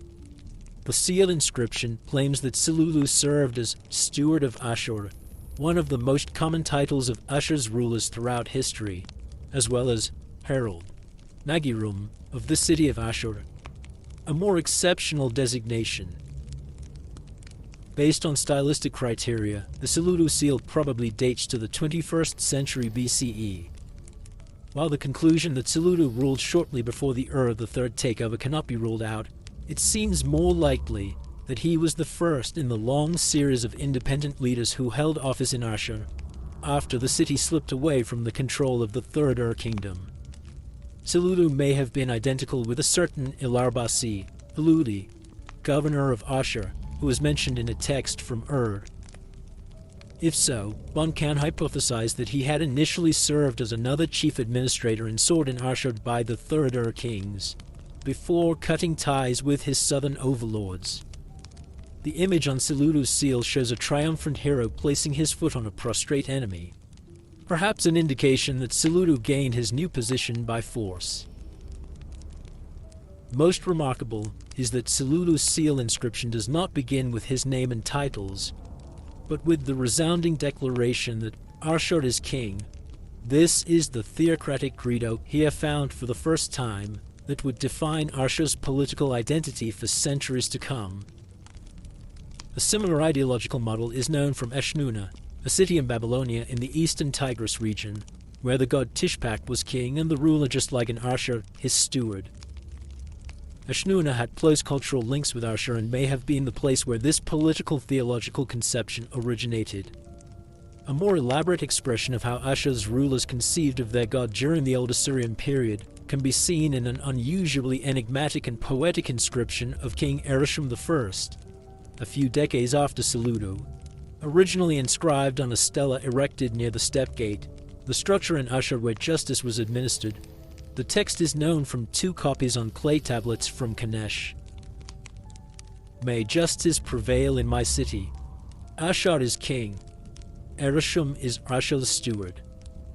Ashur is a swamp that cannot be traversed, ground that cannot be trodden upon, canals that cannot be crossed. He who tells a lie in the step gate, the demon of the ruins will smash his head like a pot that breaks. Ashur is presented in this text as a deity who cannot really be grasped or visualized, even though he was not completely without mundane cravings, for example for alcohol, as the placement by Ereshkigal of 2 massive beer vats in the area of the Ashur temple indicates. Some evidence suggests that the god had bovine qualities. During Ereshkigal's reign, his temple was called Wild Pool, and a seal impression from 18th century BCE Ajamhok in Anatolia depicts him as a rock with 4 legs, and a bull's head projecting from its middle. The rock on this image probably represents the elevated northeastern portion of the city of Ashur, but apparently also Mount Ebi, where, according to an inscription of Ereshkigal I's father Elishuma, Ashur had opened 2 sources to provide his city with water. A Sumerian myth known from Babylonia links Ebi to the goddess Inanna, the Sumerian counterpart of Ishtar. In all these texts, Ashur appears as a mysterious deity closely associated with nature, an unusual conceptualization of the divine within the wider Mesopotamian world. where deities were normally worshipped in human form. The old Assyrian divine seal impressed on Esarhaddon's succession treaty from 672 BCE may even represent Ashur in a completely uniconic way. The space where one would expect him to be depicted, between a female deity and a male figure, is empty. But at least occasionally, Ashur was apparently also venerated in anthropomorphic form. This is suggested by a letter found at Kanesh, in which Assyrian traders from Urshu, another Anatolian merchant colony, bitterly complain that what never happened before has happened now. Thieves have entered the temple of Ashur, stealing the golden sun disk on Ashur's breast and Ashur's dagger. They left nothing. We searched for the thieves, but cannot find them. Besides Ashur, other deities played important roles in old Assyrian Ashur as well. The Ishtar temple in particular remained a sanctuary of considerable size and a popular place to leave votive gifts. At some point, a priestess by the name of Abshalom sought to win the goddess's heart by providing her with the model of a vagina made of bronze. Still, the city-state was from now on dominated by Ashur, the god who shared his name with the city. By the time of Ereshkigal I, reigned circa 1969 to 1930 BCE, Ashur had been an independent city-state for several decades. Ereshkigal belonged to a dynasty of hereditary rulers who considered a certain Puzur-Ashur I to be their ancestor. Later tradition credits Puzur-Ashur, whose reign must have begun in the late 21st century BCE, with construction work on the Ashur temple and the city walls. He is also mentioned in the Assyrian king list, among the 6 kings whose eponyms are unknown, where he appears after Sulili Sule and 2 other rulers probably belonging to a different family. How Puzur-Ashur came to assume his position is not known. His immediate successors, Shalimahum and Elishuma, both left inscriptions describing work they did on the temples of Ashur and Ishtar. Beginning with Ereshkigal I, Elishuma's son, the Assyrian king list provides information on the lengths of the reigns of the rulers of Ashur. The author who wrote the first version of the king list must have pulled this data from the lists of year eponyms that had been in circulation since Eresham's reign. Such lists have been found in Kanesh and have allowed modern scholars to establish a relative sequence of the thousands of old Assyrian documents from that site, many of which are dated by eponyms. The dynasty established by Puzur-Ashur I included 9 hereditary rulers who remained in charge for about 200 years, until the reign of Shemshi-Adad I, starting in the late 19th century BCE. But the term rulers and the claim that they were in charge are somewhat misleading when describing the political system of the Old Assyrian period. Strictly speaking, Ashur was not ruled by Puzur-Ashur and his successors, who were not even allowed to call themselves kings. Instead, as mentioned earlier, they used the more modest title Rubaum, prince, along with a few others, most importantly, steward of Ashur and overseer. Although they apparently were responsible for the cult and the construction and refurbishment of temples, Ashur's hereditary leaders were, in the political and economic arena, primi inter pares, first among equals at best, and not in the sense of the feigned equality the Roman emperors propagated when using the term, but quite literally. They had to share their power with the city, a democratic body, and with the aristocratic limum officials, chosen from Ashur's leading merchant families. Classical political theorists such as Aristotle or Polybius might have described the political structure of the old Assyrian city-state, with its interconnected but largely autonomous civic institutions, as a mixed constitution. The city, Alam, was a popular assembly, probably headed by a group of elders, that may have comprised all free male citizens of Ashur. Any private citizen could bring complaints before this body, whose decisions were implemented by the ruler in his capacity as overseer. The city assembly met in an open space, perhaps in the area of the later temple tower of Ashur, near the step gate behind the Ashur temple, where a stone stela inscribed with laws was erected. At least some of these laws dealt with commercial activities, stipulating, among other things, that on penalty of death, no citizen of Ashur was to sell gold imported from Anatolia, to any Babylonian, Hurrian, or Amorite merchant. An early example of economic protectionism. Assemblies of free citizens also existed in Ashur's trade colonies in Anatolia, most importantly in Kanesh. The percentage of free citizens within the population of Ashur is difficult to gauge, but it was probably below 50%. Many residents of Ashur belonged to various categories of unfree persons, from chattel slaves to better-off servants who conducted business on behalf of their masters. Some of them had been bought, while others had been reduced to their dependent status by debt. Documents from Kanesh indicate that well-to-do merchants could own as many as 20 slaves. The city assembly's tasks were primarily of a legal nature. It was the city hall, Assyrian Bet Alim, that served as Ashur's main economic and administrative institution. The city hall was in charge of taxation, the city's granary and treasury, weights and measures, and other features of Ashur's fiscal and commercial life, and had its own seal. The head of the city hall was the official known as Limum, recruited at least most of the time from the leading families of Ashur. The Limum was apparently selected by lot and served for 1 year. Unlike in later periods, the hereditary rulers of Ashur never held the Limum office. The years of the calendar used in Ashur were named after the Limum who was in office at the respective time. This is in stark contrast to the calendrical practices of the Mesopotamian south, where years were named after some great feat the ruling monarch, often considered divine at the beginning of the second millennium, had achieved in the previous year. A typical example from the city of Lasar is year when King Sumuel defeated the army of Kazalu and its king with his weapons. Year names like this were recorded in thousands of legal and administrative documents and served as an important tool of royal propaganda. That no such southern-style year names were in use in Ashur shows yet again the limited authority claimed by the city's hereditary leaders. Another indication of the restrictions that applied to the power of these leaders is found in Ashur's urban landscape. During the earlier phases of the Old Assyrian period, there was apparently no palace, Econom, yet in Ashur. In the thousands of Old Assyrian texts from this time, references to such a building are noticeably absent, and clear archaeological evidence for a palace prior to the reign of Shamshi-Adad I is lacking as well. The area of Shamshi-Adad's later palace may instead have been occupied by the city hall. Most definitely, nothing like an Assyrian royal court existed before Shamshi-Adad. While Old Assyrian texts repeatedly refer to chief cupbearers or scepter-bearers serving the rulers of Kanesh, no such professions are attested with respect to Ashur. Ashur's hereditary rulers, in other words, probably lived in lavish but non-palatial quarters, just like other wealthy citizens.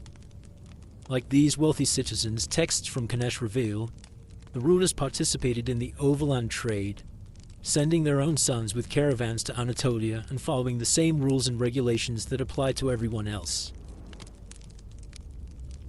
Trade is what defined the old Assyrian city-state, and being a citizen of Ashur seems to have meant you were a merchant. Long-distance trade in the ancient Near East had roots reaching back well into prehistoric times. Lapis lazuli, for example, was traded as long as 8,000 years ago from eastern Afghanistan to western Asia and Egypt. The connections with remote resource areas were normally indirect and based on several interlocking circuits of exchange. The old Assyrian merchants may have been unaware that one of their most important trade goods, tin, a strategical resource needed for the ever more important production of bronze, ultimately came from Central Asia. Besides tin, Ashur's merchants traded primarily in textiles. Some of these were homemade, while others were imported from Babylonia, which not only produced huge amounts of grain, but also harbored large flocks of goats and sheep to provide wool. To sell both tin and textiles for silver and other precious metals and raw materials, Ashur's merchants availed themselves of a complex network of emporia, the most important of which was the city of Kanesh in central Anatolia, 950 kilometers, about 590 miles, northwest of Ashur. Kanesh was a settlement some 150 hectares, about 370 acres in area, and probably home to as many as 25,000 people. It was hence much bigger than Ashur, with its 40 hectares, about 100 acres, and 5,000 to 8,000 residents. Kanesh's upper town comprised several temples and a local palace, which had been newly built around 2020 BCE. Its lower town included production-related areas and residential quarters, one of which was reserved for the representatives of the merchant families from Ashur involved in the Anatolian long-distance trade. Starting with the reign of Ereshkigal I, many such representatives had settled permanently in Kanesh, where they enjoyed a number of extraterritorial rights and legal autonomy. The local ruler, in return, profited from the import taxes he imposed on the merchants and his rights of preemption. Some of the merchants from Ashur traveled to faraway cities such as Darhumit near the Black Sea and Purushottam in western Anatolia, from where goods were transferred into other trading circuits, eventually making their way to Thrace and the Aegean. The almost 25,000 cuneiform tablets found so far at Kanesh in the houses of Ashur's merchant families provide a detailed picture of their business ventures, typically based on private initiative, entailing considerable risk, and including modern features such as bearer checks, in which payment is made to the person holding the check, which came in the form of a tablet in Kanesh.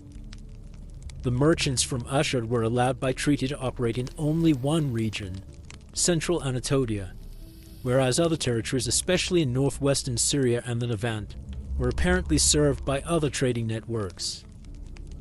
Goods were sent with caravans that would take some 50 days for the journey from Ashur to Kanesh. The main means of transportation was the donkey, an animal well suited to navigate different types of terrain, and capable of carrying a load of up to 20% of its body weight. The donkeys used by the Assyrian merchants would each carry up to 70 kilograms, 155 pounds, of tin, plus various types of textiles. Profits from long-distance trade could be substantial. In Ashur, tin was sold for silver at an average rate of 15 to 1, while the same rate in Anatolia was 7 to 1. The amounts of metal traded were carefully weighed, since transport costs, tolls, and taxes would markedly reduce the gains merchants hoped to achieve. Some of them engaged in the shady business of smuggling. In a letter found at Kanesh, a certain Buzazu writes that he was staying in a place where tin was much in demand, and asks that the addressees send him significant quantities of the metal. As the main road toward him cuts through a town that levies heavy tolls, Buzazu suggests that those bringing the tin should either bypass the town on a small smuggler's path, or hide at least some of the metal in their undergarments. Another letter shows that the operation was eventually called off, but the case illustrates that merchants had no qualms about using illegal means to maximize profits. With prices in Anatolia 3 to 4 times higher than in Ashur, the trade in textiles was even more lucrative than that in tin. Many of the letters and documents from Kanesh discuss textiles, often in surprising detail. They reveal, for example, that it would take one woman as many as 150 days to produce a standard-sized textile of 4 by 4.5 meters, about 13 by 15 feet. Frequently, correspondents complain about the rotten state of clothes. We hear that the textiles are infested with moths. Why didn't you examine them, and why hasn't your report come? A group of traders in Kanesh wrote to a business partner. Textiles were not only of eminent practical importance, they also marked social rank. Like people today, the ancient Assyrians and Babylonians felt very strongly that clothes make the man. In a letter from Babylonia from the time of the Assyrian trade colonies, a young man berates his mother in a tone that many a modern parent of moody, brand-conscious teenagers will know only too well. From year to year, the clothes of the young gentlemen here become better, but you let my clothes get worse. At a time when in our house wool is used up like bread, you have made me poor clothes. The son of Arad Idinam, whose father is only an assistant of my father, has 2 new sets of clothes, while you fuss even about a single set of clothes for me. In spite of the fact that you bore me and his mother only adopted him, his mother loves him, while you do not love me. unlike in this example of an ungrateful son haranguing his mother. In the letters from Kanesh, it is often the women and wives who complain to the male members of their families. Left alone at home in Ashur, with their husbands abroad on trade, they had to shoulder a lot of anxiety-inducing responsibilities, from taking care of the children to managing the local side of the business. Many women in Ashur probably also resented that their husbands, when staying for years in some trade colony, were allowed by law to marry another local woman, even though they had to leave her behind when returning to Ashur. In a typical letter, Terem Kubi, the wife of the influential merchant Inaya, wrote to her husband who was staying in Kanesh, "What about these coils of silver that you allegedly left me here in Ashur? When you went away, you did not even leave me a single shekel, circa 8.4 grams or 0.3 ounces of silver. You have picked the house clean and taken out everything. Since you left, a terrible famine has taken place in the city, and you have not left a single liter, 1/4 of grain. Listen, send me the equivalent of the clothes that I made in the form of silver, and I will buy 10 simdu measures, circa 250 liters, about 265 quarts, of grain." Despite all her anger and discontent, Terem Kubi was clearly a very resourceful woman, not only capable of managing her household, dealing with business and producing textiles, but also literate, as there is little doubt that she wrote her letters herself. Letter writing in Old Assyrian times required the use of no more than 80 to 120 cuneiform signs, far fewer than in many other periods and places in the ancient Near East.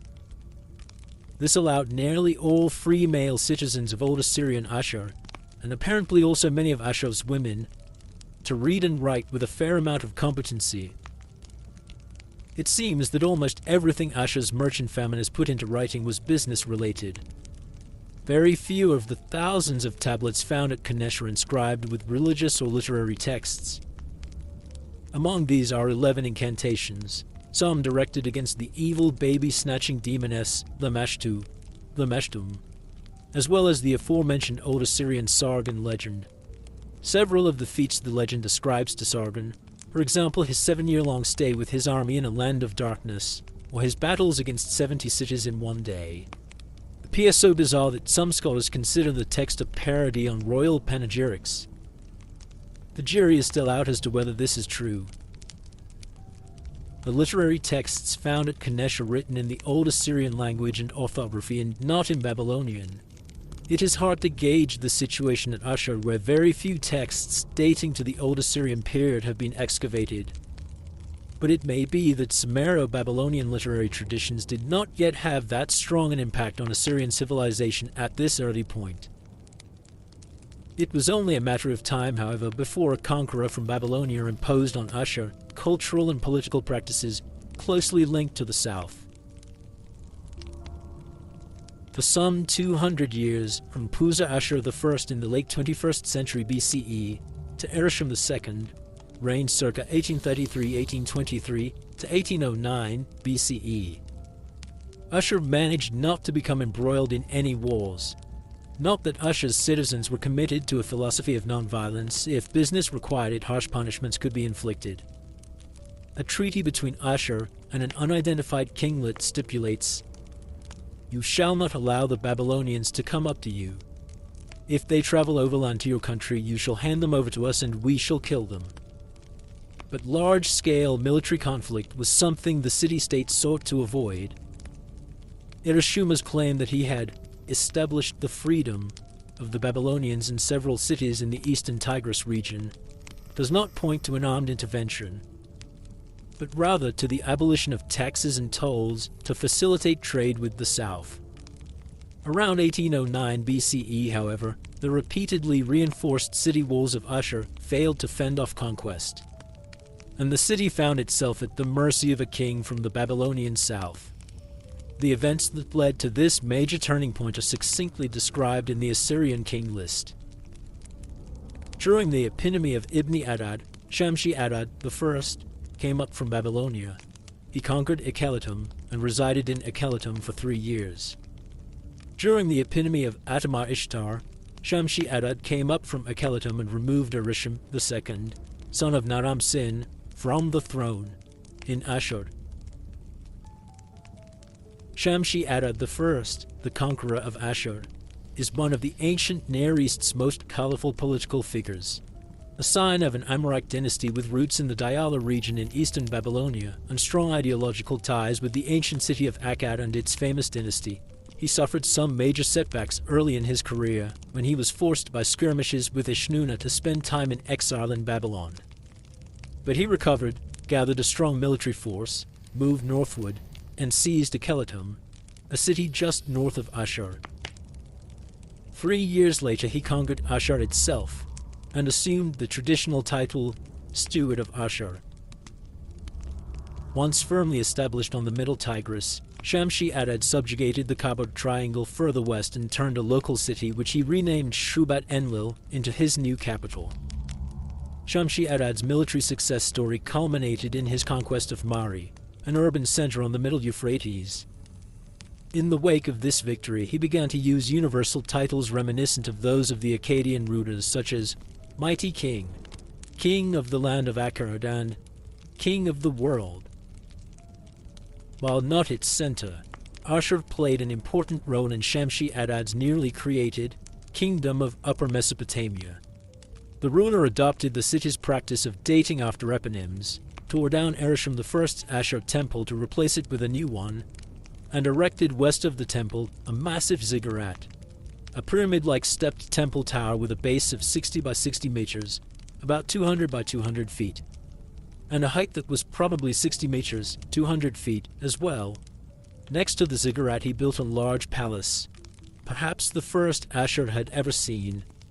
Agents of Ashur's traditional merchant families continued their activities in Anatolia, and Ashur's city assembly went on with its regular meetings. But it was clearly Shamshi-Adad who now called the shots. When members of the city assembly, eager to use Shamshi-Adad's power for their own benefit, sought to lure the king into waging a war against some of Ashur's adversaries in Anatolia, Shamshi-Adad told the representatives in no uncertain terms that they had better leave foreign politics to him. Since you are merchants, go about your trade as best you can. As for us, the ruler of Hassamah and me, we are mighty kings. Why do you interfere? The system of governance that Shamshi-Adad eventually established was very much a family affair. The great king himself coordinated state business from Shubat-Enlil. An older son of his, Ishmi-Dagan, served as viceroy in Akhenaton, from where he kept a keen eye on the state's eastern territories, and a younger son, Esma-Adu, held the same position in Mari, serving as administrator of the southwestern part of the kingdom. A large cache of cuneiform letters found at Mari suggests that Ishmi-Dagan was a far more capable regent than his brother. In one of them, Shamshi-Adad berates Yasma-Adu by stating, Ishmi-Dagan defeated the army of an entire land. While here your brother achieved a great victory, there you lie among your women. Be a man instead. In another letter, Shamshi-Adad criticizes Yasma-Adu for having used up far too much gold and silver to manufacture divine images, and for having earmarked too many sheep for sacrifices. An interesting example from an ancient world context of political pragmatism prevailing over religious fervor. In the same message, Shamshi-Adad calls both Mari and Ashur cities full of gods, an apt description of Ashur. During Shamshi-Adad's reign, Ashur's role was more that of a holy city than of a political capital, the latter function being held by the nearby town of Akhenaton. Apart from the temples of Ashur and Ishtar, Ashur also housed sanctuaries for the weather god Adad, the moon god Sin, the sun god Shamash, the netherworld goddess Ereshkigal, and the god Dagan. Throughout the year, elaborate cultic rituals took place in Ashur. At one point, Ishmi-Dagan's wife, Lamasi Ashur, who hailed from Ashur, invited her brother-in-law Yasma-Adu to join both Shamshi-Adad and Ishmi-Dagan for religious festivities held in the city, take pleasure in Ashur's serene face, and kiss the god's feet. Ishmi-Dagan's own face and feet were in much poorer shape than his god's at the time. As Lamasi Ashur's letter reveals, her husband had issues with his mouth, and one of his feet was injured or infected. Since he lacked a physician whom he could trust, His wife asked Yasma-Adu to send him one from Mari. But Ishmi-Dagan's failing health did not prevent him from scoring some major victories during Shamshi-Adad's waning years. Among them, most importantly, the conquest of Nineveh. The city of Nineveh had been part of the independent kingdom of Nuragum, which, along with the lands of Arapha and Kabara, had formed for a while a line of buffer states between Shamshi-Adad's kingdom of Upper Mesopotamia and the kingdom of Eshnunna farther south. But at some point, Shamshi-Adad forged an alliance with Eshnunna, joined forces with Eshnunna's king, Dadusha, and waged a devastating war against the three lands. Ishmi-Dagan played a key role in the events, especially the attack on Nineveh. When the hostilities finally came to an end, Dadusha brought back home rich booty, but Shamshi-Adad got the bigger prize: political control over the whole area. With the cities of Ashur, Nineveh, and Arbela, which was part of the land of Kabara, all ruled by one man. The core region of what would later become the land of Assyria was for the first time politically united. The unity was short-lived. Shamshi-Adad died around 1776, and much of his kingdom of Upper Mesopotamia collapsed within a few years.